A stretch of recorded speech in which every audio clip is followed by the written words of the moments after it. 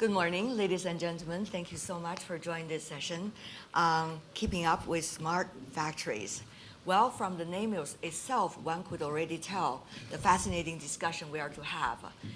The Lighthouse Factories initiative coming from the World Economic Forum, as you know, are so well known over the years. Meanwhile, AI generation technologies, in a way, has been putting much more momentum to the overall process. So let's go more in details about how companies are working with it and what kind of impact will that create?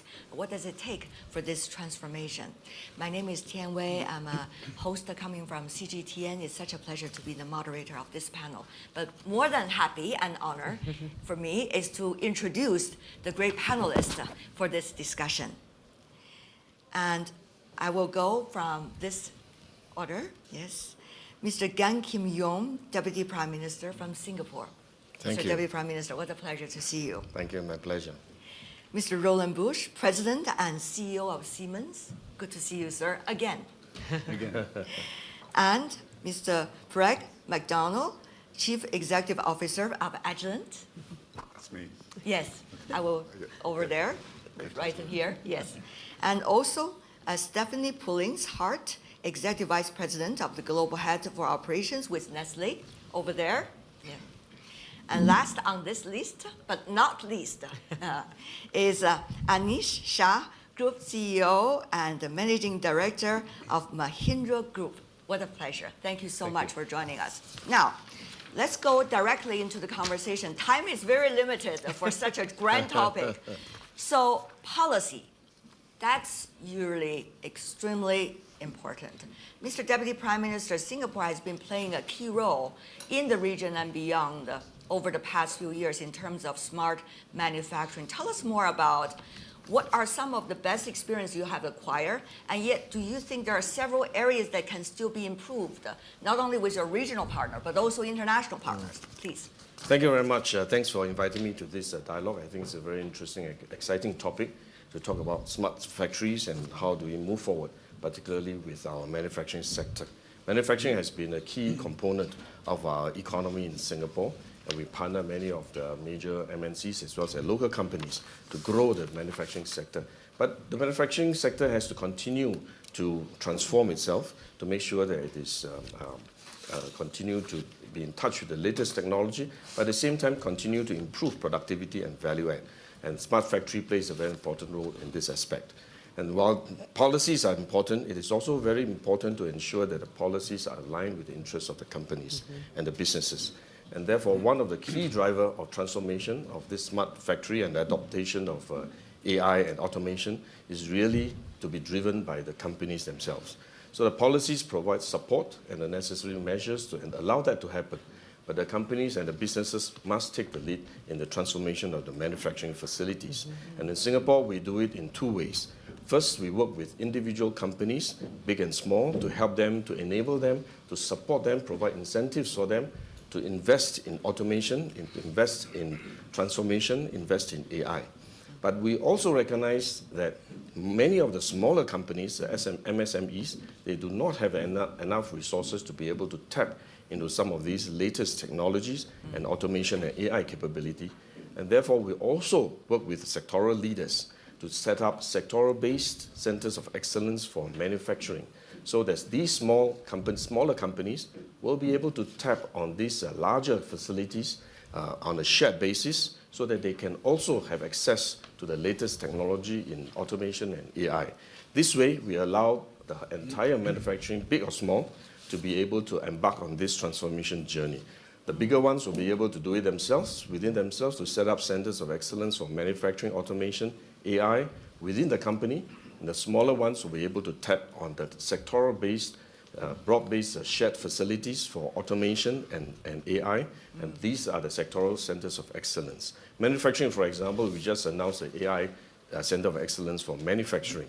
So we want to encourage our manufacturers, the smaller ones particularly, to tap on these resources so that they can embark on this AI transformation journey. And once they are more familiar, they are able to develop their own capability, they are free to go on their own and set up their own company-based center of excellence. So this is how we Through policy, we help to support both large companies as well as small companies in the manufacturing to embark on this journey.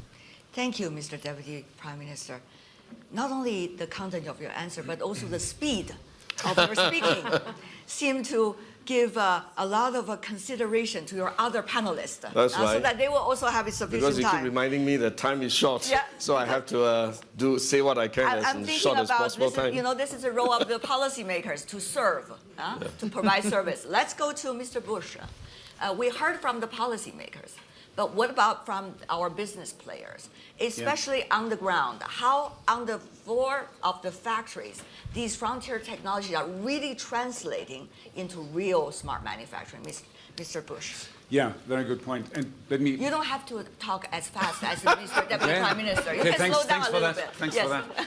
So Thank you, let sir. me talk it a little bit backwards. I mean, the question is, what do we want to solve? And what we want to solve the big challenges, which is not only climate change, scarce resources, but it's also labor shortage, shortage of skilled labor. We want to produce localization, the idea of smaller factories, smaller lot size, shorter cycle times. So that's the idea. And there's a lot of technologies which are serving these frontier technologies.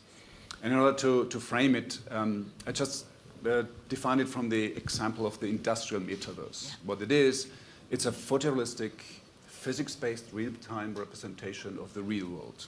Imagine that you have a plant where everything, what you see there, you have in a digital world, including the people working on the shop floor and everything. Real-time, photorealistic.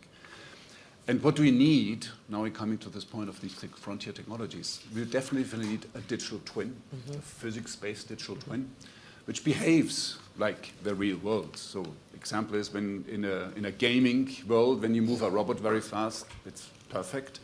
In the real world, it starts swinging. So you need physics-based. Otherwise, you cannot really make this real. Second, so digital twins. Secondly, you need all the hardware which you run in the software needs to be software defined, has a certain software. It has to be connected. Your sensors, your devices, whatever you have. Talk about software-defined hardware, software-defined automation. And the last element, guess what it is? It's data and AI. AI is supercharging what we do on the shop floor, how we build this technology stack. And this enables completely new ways of how you really transform your manufacturing on the shop floor. Last element, and you said it, partners. Even though Siemens has spent $6.5 billion on R&D and we have a strong portfolio, it's not good enough. We need strong partners. And I give us 3 examples how that looks like. We have a couple of WEF Lighthouse factories, one in Erlangen, for example, where we are pushing the limit to that what we call this industrial metaverse. You see a robot alley. You see a lot of any kind of automation devices, whatever we do. We have a digital twin of some cells. Not the whole plant yet, but we get there. What are the benefits? 70% higher productivity, 40% less energy cost, and what's very important, 40% lower time to market. So it's really amazing how we speed up. Partner, NVIDIA, because if we want to do something photorealistic, you better get a strong partner with you, in Omniverse, we do that. Second example, industrial copilot and related agents. So we're using Microsoft large language models, in that case, to build an industrial copilot in the programming phase. I think this is well known, many people do that, but also on the shop floor. So that means it's basically an expert system which ingests all the learnings which you have in the past, helping you if there's a red light, a line stops, and even if you're in a night shift, you don't have an expert, you have a co-pilot, you can ask something, and it comes back and tells you, I tell you this problem, we had it a couple of times, this is a problem, how you solve it, and what to do. Here, again, Microsoft is a partner. We have fleet customers, more than 100 in short time, which are tapping into that. The last example is low code. We want to democratize the way how you use software. So you need low code capabilities. We have a Mendix platform. And we are empowering and supercharging this low code platform with AWS Bedrock offerings for any kind of large language models which they have in their offering to really enable and supercharge any kind of low code. Let me give you one last point. We do that for big customers where we go with accounts in the automotive industry. But since you talk about it, how can you scale it, transform it? Don't forget the small and medium-sized companies. There are a couple of 100,000 in China or in India. There are 50,000, 100,000 in the United States, 40,000 in Italy. To democratize this technology, to scale it, you really need to make it easy to use, plug and play, and eventually sell it over marketplaces, where you need, again, a strong ecosystem to do that. I see the lights in your eyes. We are describing all these players putting together. Very exciting, obviously. And that is the process going on right now. When you were talking, Mr. McDonnell seemed to always nodding his head because he has some similar experiences talking about Lighthouse factories. Yeah, so we were recipients of the award for 2 Lighthouse factories, one in Shanghai and one in Penang, and a lot of overlap with Siemens and a lot of the areas. One of the areas, large language models about how we can reduce the number of failures and see where the red lines are, particularly in Penang. And one of the things that we're seeing as well with AI as well, how we can train the workforce and make sure that we're developing the workforce with these new skills, because the workforce is going to have to learn and develop, and of course there's new skills needed. So having real skills matrices, understanding what are our skills today and what do they need to be for the future is one of our big areas. And of course with Singapore we have a world-class factory there where we're working with cobots and digital twins and working with talent development with the Singapore government about how we can continue to bring talent in. Last example in our Lighthouse in Shanghai, where we produce our gas chromatographs, which are a cornerstone of the analytical lab. We can have 1,000 customizations on these systems. You can imagine the complexity with that. AI has helped us to reduce the time from 8 days to 2 days in designing the systems and getting them up and running, doubling the output. And I think it also creates a really learning opportunity in the factory as well. Well, you are coming from similar areas in terms of sector, but there's one consumer product, right? From Nestle. Ms. Hart, would you like to share with us as to how it works in your sector, particularly? No, I absolutely would love to, and super honored to be a part of this panel. And Good to see when we look at where Nestle or how Nestle performs in the fast-moving consumer goods segment, we're in 188 countries. We have 340 manufacturing facilities, 780 distribution facilities around the world, and 270,000 total Nestle employees, but 150,000-ish that are in that operations capacity. So when we look at the unlocking capabilities from an artificial intelligence perspective or machine learning and digital tools, the possibilities are endless. But really building on my colleague's point here is, this digital transformation requires an investment in capabilities for our workforce. We are on this very robust journey and have great partners like Siemens, Aviva, that we're working with as well. But one of the things that we were talking about in the green room, when you do have a large number of employees, or even if you have a small number of employees, oftentimes we underestimate the impact of change management.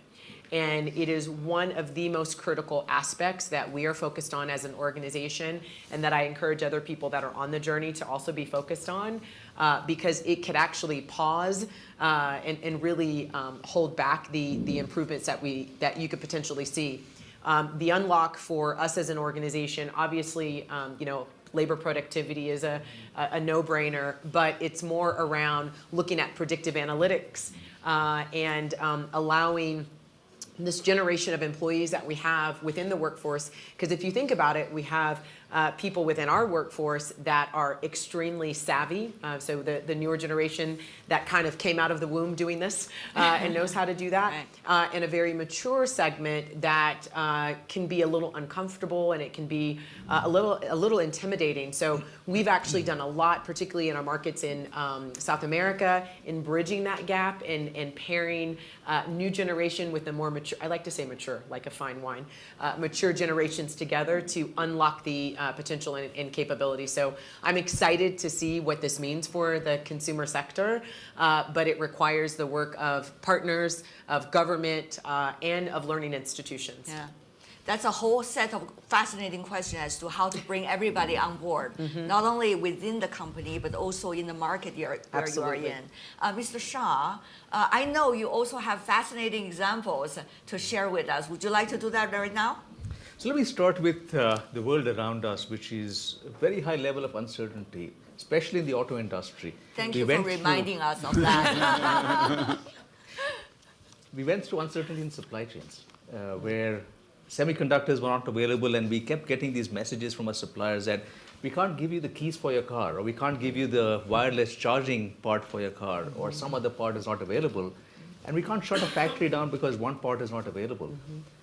We also have the complexity embedded in our plants, where we've got one plant with 22 production shops and 250 variants being made on a real-time basis.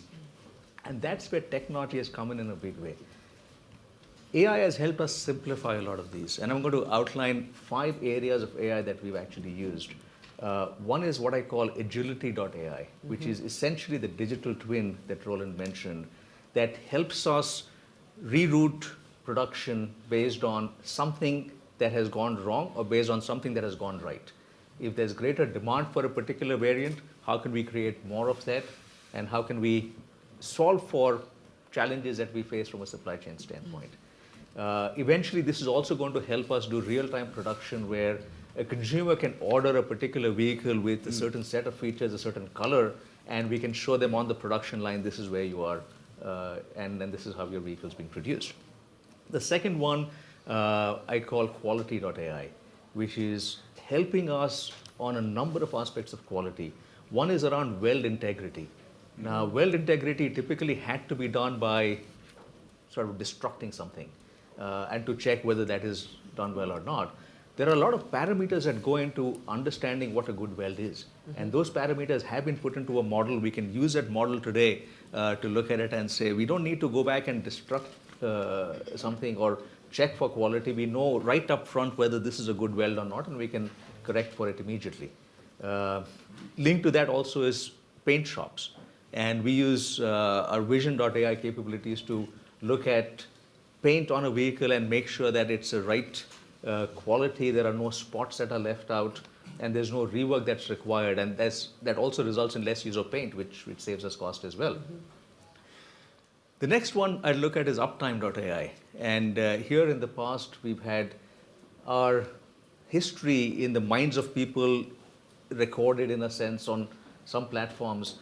And people look at it, if a machine's down, what do I do? Now we actually have a bot that, or an agent that walks through, here's what you should do. And the bot has information fed in from machine manuals as well as our history to be able to reduce downtime, and we'll be able to reduce downtime by about 10 to 15%, depending on which shop we're operating in with using this. The fourth one I'd look at is energy.ai, and how do we optimize energy in our plants. And there are, again, significant savings that we've gotten from doing this. We're not complete on this as yet. This is still a little bit of work in progress. And the last one is connected.ai, which is how do we connect all our machines together. Again, Roland, something that you mentioned. Something a little more straightforward than some of the other ones. But the net from all of this is, what are the outcomes? And does this allow us to look at investments in each space, what do we get, but more importantly in the marketplace, how can we compete better? And we've just launched 2 born electric vehicles, and the questions we're getting back from customers as well as our investors is, how can you afford to do this at such a low price as compared to the quality you're offering these vehicles? Are you making losses? Is this I just had a media interview this morning where I was being grilled on that, saying, is this an introductory price? And I said, no, we actually have good margins on this. We just have better manufacturing tools that allow us to do it. So the outcomes are more important from that perspective. Well, you have very considerate customers. Can I ask a question? Can I ask a question? Yeah, please. Maybe I can ask Mr. Deputy Prime Minister. How is it, would it be possible to see how we can allow your experience to be shared by other industries? Because you've done very well and have the 5 AI modules. And it will be very useful, I think, for the world. And if you can share with some of the industry, have a platform to allow some of your knowledge and your application and your approach to be shared by other companies. Maybe Nestle can learn something from how you apply AI, or Siemens. In other words, cross-sector. Yeah, that's right. Yes. And that's actually what I was going to add, Wei, just as Mr. Shah was actually talking or speaking, the aspects that he's highlighted around connectivity, around improvements from a sustainability, the whole aspect are exactly the areas that we're focused on, that we're actually doing. We use different terminology, but what I was going to highlight is it doesn't even matter which sector that we're in, automotive, food, and consumer goods. The benefits and the opportunities that exist are really the same. and it's driving consistent quality. It's actually diving into data. And I think data or accurate data is the currency of the future. And how you understand and the individuals that you actually bring into the organization that know how to handle and interpret data and AI are the ones that are actually going to be leading us to the future. Yes, See, and Stephanie just to is very respond- much human-centered. Yes. Yeah? Yeah. Very much how it works. Absolutely. But let me have Mr. Busch, and then I go to Mr. McDonnell, please. Can I just respond to this, Yes, this please, question, which yeah. is we are actually doing this today because a Tech Mahindra business, which is in IT services, is actually bringing a lot of its customers to our Chakan plant for them to see what's happening there. And part of what we are also struggling with, which I'll be candid on, is that the fact that this is a competitive edge for us because we feel that we can make products 30% cheaper than auto manufacturers around the world. And the question Which is all right because then don't share it with other automotive. Share it with Nestle, which is not in the same business. Bring it. absolutely. And all will benefit. Right. And share it with your suppliers because you do want to level them up so that Yeah. they are able to be competitive too. Absolutely right. But that's the point where we come in because this is how we make our living. I mean, we are not OEMs. I mean, we are tier one. With one exception, we build trains. This is one exception, and there's a very good one, which we're scaling technology. We are scaling technology all the way from the machine builders, machine tooling, which you have all in your sites. And then we bring technology to, all verticals, food and beverage, pharmaceutical, chemical, oil and gas, defense, aerospace, automotive. We call all these our customers. And this is the beauty about, this is what I talked about before, platform-based technologies, that you have certain elements which scale across. So the machine learning algorithm, which allows us to predict within lead time of 5 days to 10 days which door of a train is going to fail and why. Yeah. So we put it aside, repair it, and achieve almost 100% availability. The very same machine learning algorithm runs on a welding machine and detects a wrong welding spot. The technology which allows us, for example, to optimize your machines when you fill a yogurt and you change your mixture, you have a lower fluidity and you don't want to spill. So we train it rather than you stopping the line. We know exactly in simulating how that goes so that you can just change your recipe and run it. Yeah. The same algorithm runs in a chemical plant where you have batch processing. So this is the beauty about technology. And maybe one thing to add about the people. This is so important. The job description of a blue-collar labor today is completely unlike the job description we have tomorrow. No. So that means when we are training with our industrial co-pilot, we want to democratize technology, to make it accessible via natural language, so people can program a robot with natural language. It's just hard, it's the way to go, because it should be an agent. That means you tell, and this thing does what you tell him to do.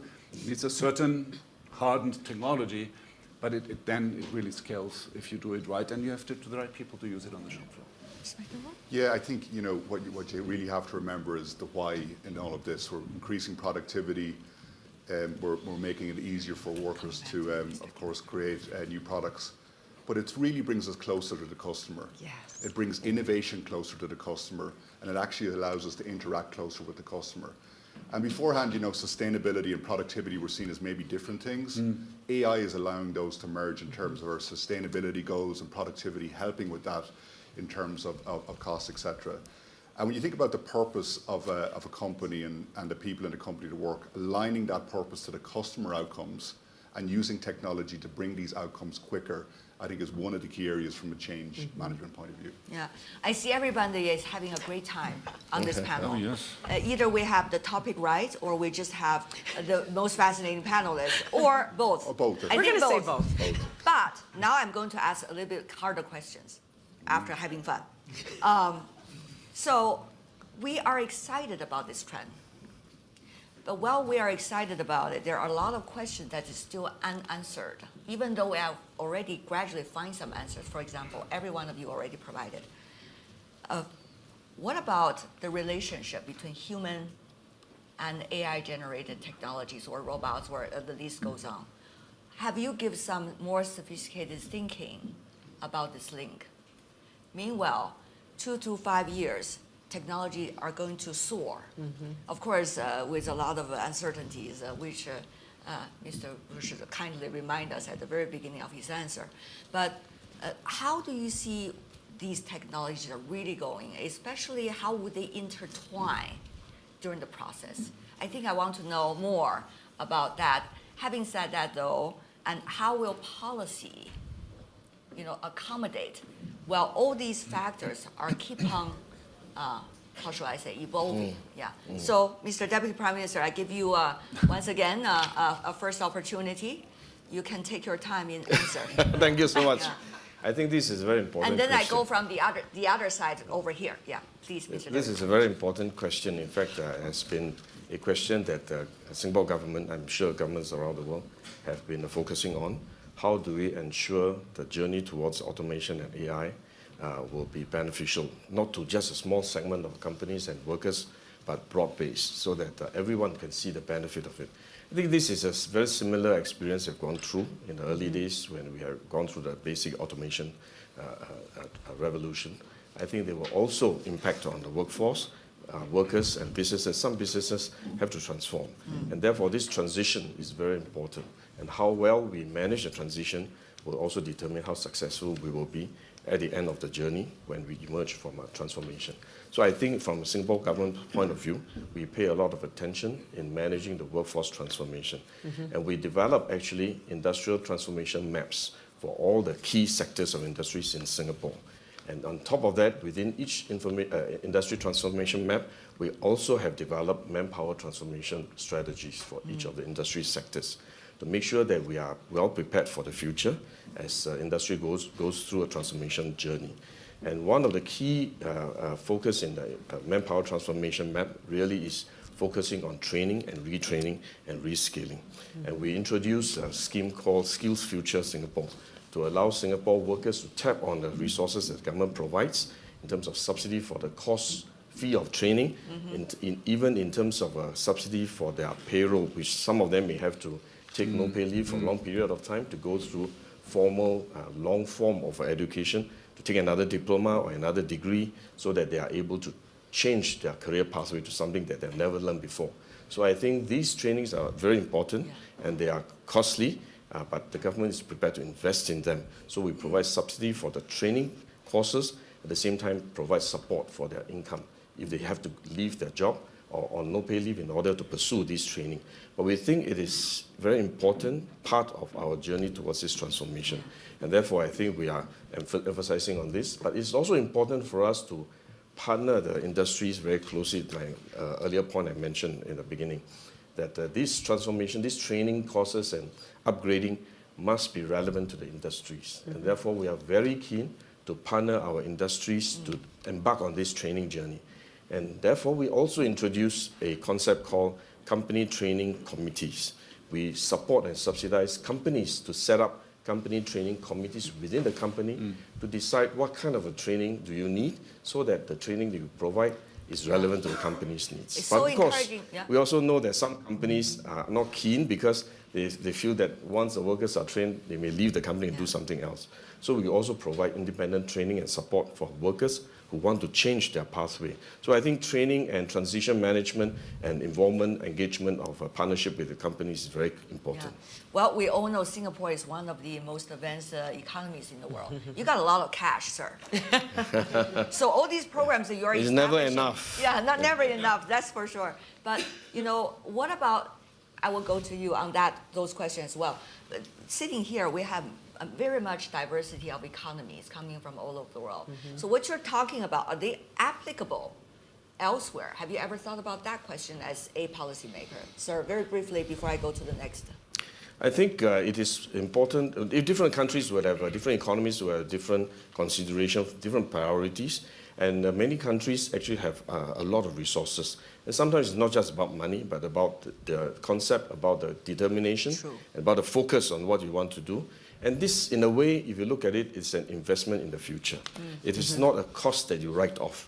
So it's something that's important for companies around the world, governments around the world to pay attention to training and upgrading so that you are able to transform your workforce to be in line with the development and evolution of the industries. Right.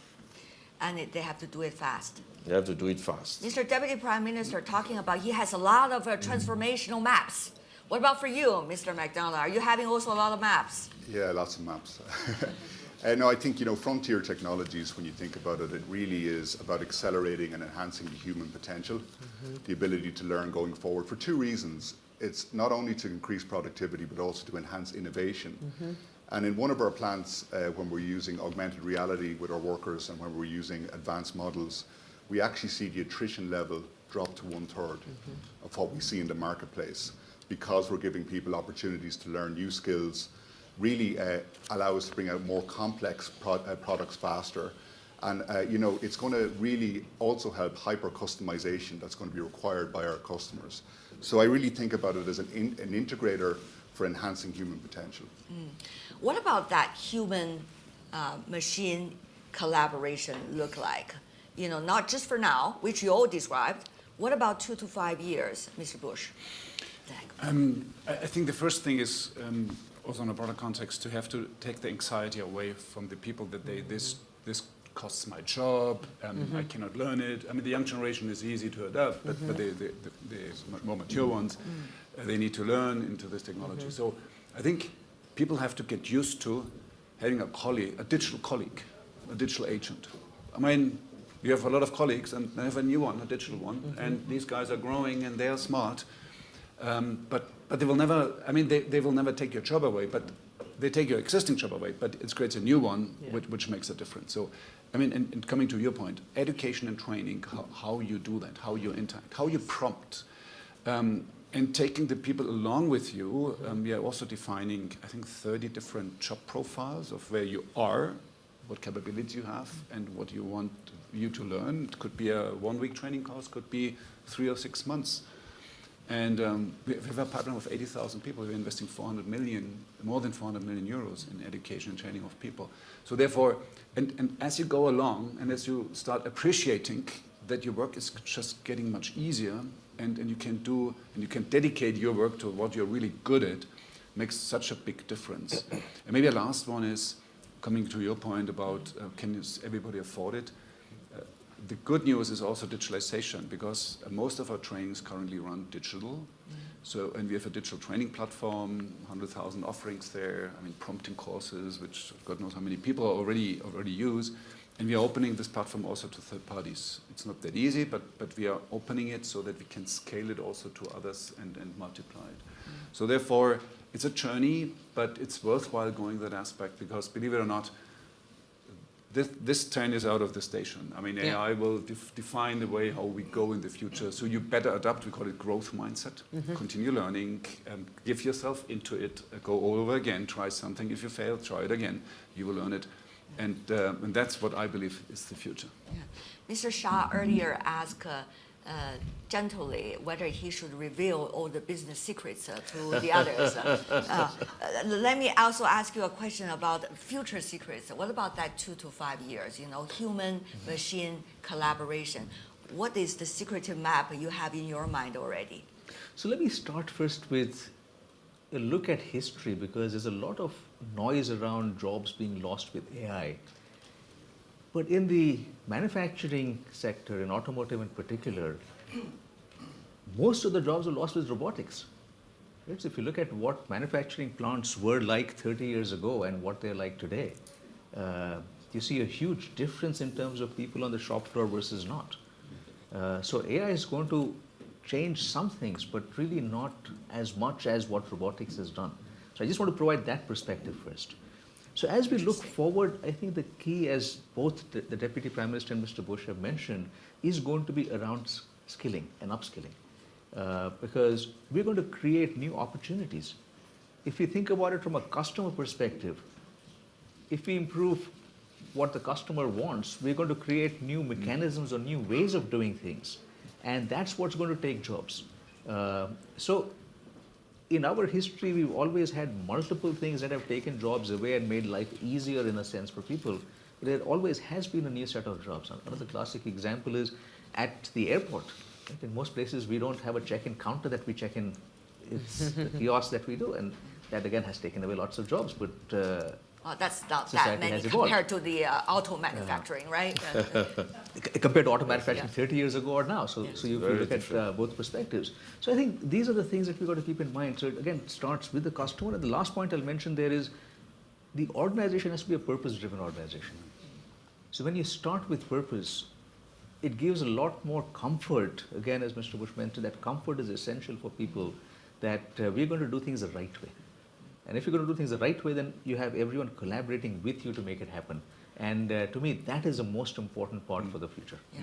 Ms. Hart, I know she has a great point on that too. Yeah, no, I mean, I was going to compliment and maybe just give a slightly different perspective as well to leveraging AI and what it looks like 2 to 5 years from now. You know, quite frankly, I think that we are experiencing in many parts of the world labor shortages.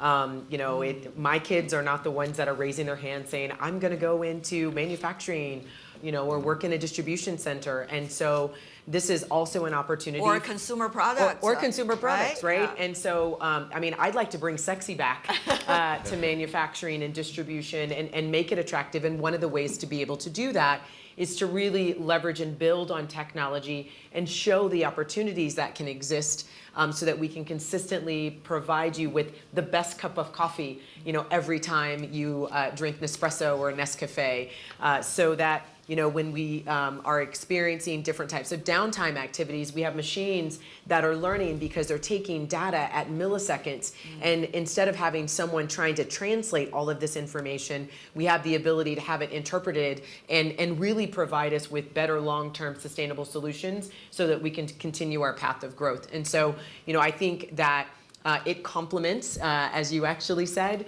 AI and humans complement each other, and it's just a different skill set and part of the evolution. And you know, when you think about maybe for all of us on stage, we remember where the world was when there wasn't a remote control for a television, or there wasn't this thing we call an iPod. There was a record player, there was a cassette player, and you push play and record.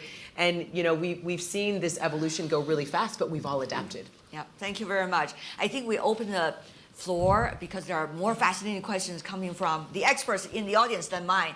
A lady over there, and we'll come back to this gentleman. Yes, maybe we collect the question. How about that? We collect the question, we ask the panelists to answer. That would be more efficient. Would you like to do that? Your name, where from, and then the question, please. Thank you. Hi, thank you so much. I'm Shanti Raghavan. I'm from India, and I'm a Schwab social innovator working on livelihoods for persons with disabilities. So I have 2 questions. One, how about? Sorry? How about one question or two It's very kind quickly? of, you'll understand it's Okay, linked, right. you know. One is I didn't hear about safety in this whole smart factory thing because quite a few people become disabled, especially in the suppliers. I've seen that in Haryana especially. The second question is I won't consider these smart factories if they're not built with disability inclusion. So I just wonder, yes, please. Okay, Can I answer? all right. Yeah, very quickly before I go to the next You one. want to collect all of Yeah, them? yeah, collect Okay, all the understand. questions. No problem. Yeah, I'm a Jay Liam professor, director of the Industrial AI Center of the University of Maryland, College Park. My question is because we're talking about smart factory. Yes. Beside workforce, we have to attract smart people. I agree, Stephen, you're 100% right. How do you attract smart people? My student just graduated, got $200,000 offer from semiconductor company. How can your company get $200,000 salary for the engineers? Talk to this professor after this. Yeah. Okay, great question. Please, this lady. Yeah. Isabel Hartung, a multi-board member. I have a question. I mean, I love the topic of smart factories, but honestly, it's around like 20 years or even more. The tools have become more powerful. And with AI, of course, you have a booster. Right now, we all talk about competitiveness and growth. And it feels like, I mean, smart factories could be the solution, or like, you know, it's like the accelerator to get there, because you're improving your cost base, you're improving quality. I mean, you elaborated all that. But I mean, how can we unleash right now these productivity gains and really accelerate smart factories across Europe, across the world to, you know, like make the big jump that, you know, we all dream of? Yeah. Updated version, right? Okay. A lady over there, and then we go to the gentleman over there. I think after these 2 questions, we have one more question if we can, and no more. Okay. Right. Thank you, Liz Reynolds, MIT. I wanted to ask about legacy factories versus greenfield factories, because what we see in the States right now is a lot of discussion about new factories, new investment based on some of the incentives, et cetera. And at the same time, the States is lagging behind in a lot of different metrics on adoption. Yeah. And is that a problem with just a legacy system in general? Or is that something unique to the country? Or should we just be pushing for new factories, which is probably unrealistic? Thank you so much. And there's one question here and one question over there, and then we're done, okay? So please. Good morning. Bahia Jafar from Kuwait. We have a small dairy. And my question is to all of you, how would you turn an old factory into a smart factory? Which is there similar. Yeah, okay. Thank you. Yeah, so last one, yeah. If we could remember all these questions. Yeah. MKS Pump Maron Shikarji. Just we heard of the successes. What are the failures we should be looking for? Okay, so no more questions. I'm really sorry. So we got a lot of things about whether it is new or not, how to update it, right? It related to legacy, related to some of the other things. And the other thing is how to make it more society friendly, I think, as the lady just asked, and think about the talent. How to really attract the talent into the areas that you're talking about. How about these three areas, generally speaking?